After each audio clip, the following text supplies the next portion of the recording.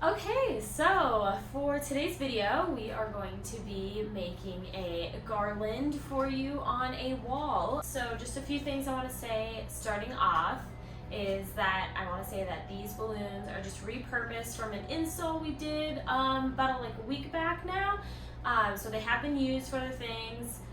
We are just specifically using them for this video now, just kind of repurposing them. That said, normally when we are at an install, we would have these all bagged, wrapped, prepped. We are going to make a prepping video, so you can go ahead and check that out. And we would also have all these balloons probably either in plastic bags or on a plastic tarp when we are installing them, just so you can try and avoid as much dust and dirt and hair as possible. Obviously, if they're balloons, you're going to get a little bit, but you can always clean them later once you're done. So we're gonna go ahead, now that we have everything, all of our balloons, this is how they would come prepped. We have them in their mini garlands, color blocked, so all the same colors together. And in this mini cluster, there are 12 balloons total. Now, some of them are gonna have different sizes in them. We have your average 11 size, and then we also have a 19 in here. So this is how we bring all of our balloons prepped. We even have our 5s clustered together. So now, once we get on site, we have everything here. We are going to figure out where on the wall we're going to place it, and we're going to obviously want to hang our hooks. So we have our starting hook up first, and then I'm going to go ahead and grab one of our clusters. I do like to start with a mini garland that has some larger balloons in it at the bottom. That's just usually how I like to start. So let's go ahead and do that really quick. We have our handy dandy 260s here. We're gonna grab one out, leave the bag close by. And what we're gonna do is we are gonna just make a little loop here. I like to pinch the top, get all the air out, and then tie the end together just kind of loosely. Alright, so right before this video was made, Zach and I got married. I still have my wedding nails, which I am not used to working with. So you're gonna have to bear with me when I'm tying things here. Oh gosh, okay. Or we're just gonna fast forward these parts because holy moly, I can't. Zach's probably gonna make a video of these faces I'm making. So there's that. Alright. Let's grab our cluster. It's got some larger balloons in there, 19s. We're gonna go ahead and we're just going to loop our 260 around with these balloons.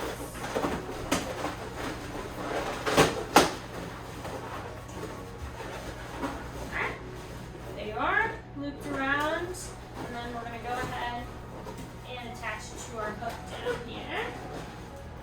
I do want to say too, the hooks that we are using on our walls, I would not recommend using for residential homes. If you're going into a client's home, I would use 3M hooks for that. These hooks we have to use on the walls that we have because our walls are textured and 3M hooks do not stay on. So got that hook up there, and just go ahead and squish it down to make sure it's not floating off the ground. If you feel like it is, you can always change that 260, or the balloon that the 260 is wrapped around. I think we're actually okay. We're gonna leave it there for now, and then we're gonna grab our next color from there. So once I attach a mini garland, I like to just kind of move around and adjust the balloons a little bit, but we'll kind of do that as we go. So let's go ahead and just grab another color here, any color, really doesn't matter. Gonna go ahead and grab the neck of the balloon. Choose the next of the balloon just because, one, you're using less materials because you're just using the balloons, which you need anyways. And it also makes your garlands a lot tighter. Now, remember, these balloons have been inflated for a while, they've been used already, so obviously it's not going to be as tight and nice as it would be if they were fresh. But doing the necktie method definitely keeps the garland the tightest that I have worked with. So I got the next one, and then I'm gonna go ahead and adjust that one again a little bit. Already kind of coming off the wall a little bit, like the garland is kind of tilting. I would say you could probably put another mini garland on here, and then you're probably gonna have to add another hook to attach to. So we're gonna go ahead and I'm just gonna step back and kind of look at where this is going. I think I'm gonna kind of go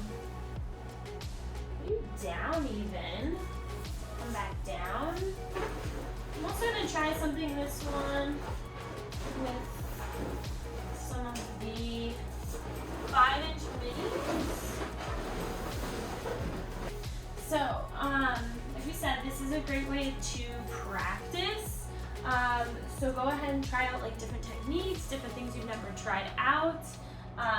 That's the whole reason we like to repurpose and go and collect our balloons after an install.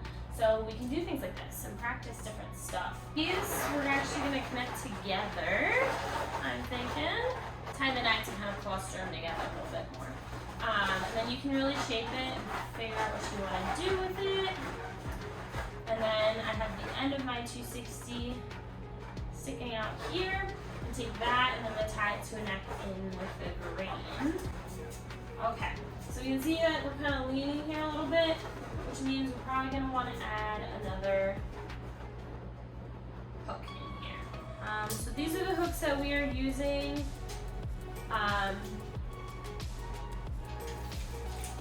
Normally, again, I will use these for like outdoors,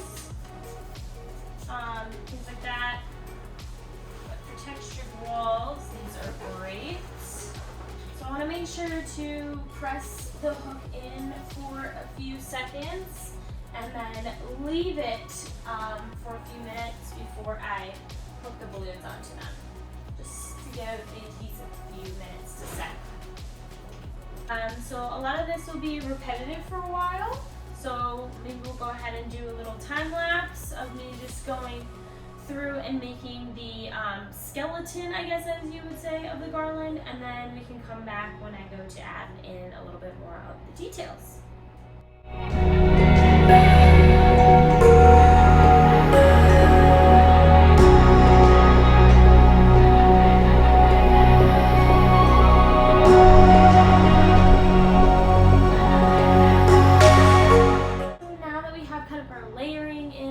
The base parts here and we're happy with it, we can look towards the top of the garland and see if we want to add anything up there. Just be wary, the more balloons you add at the top, things are going to start to droop, so that's why having good hook placements, things like that are very important. So let's go ahead and add a few layers up at the top.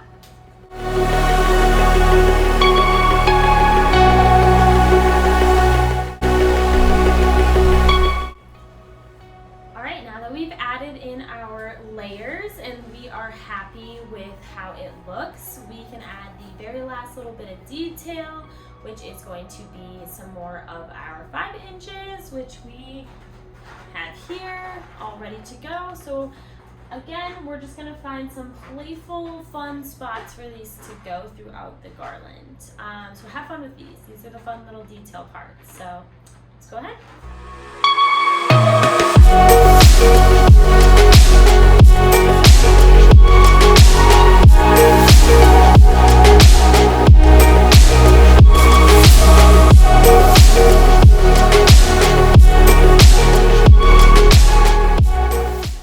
Okay, so we have gone ahead and completed our garland. We will show you the final look here. But I just wanted to say a few things about the minis when you're going ahead and adding those in. I like to use the minis kind of as like fun like tails or like swooshes off the end. It's a good way to kind of connect colors together as it kind of feels more of like a drip into each other instead of maybe blocky. So that's a good way. It can be good connectors like this, things like that.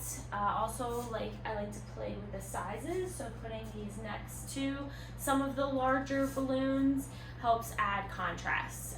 So that's some things I like to do when adding minis. If you guys have any questions about anything we kind of went over, let us know and we will go ahead and either make a video or we can touch base on some of these things in our lives, which we are going to be doing every week starting very soon. Hopefully when this video is out, it'll be started already, so it'll be Sundays.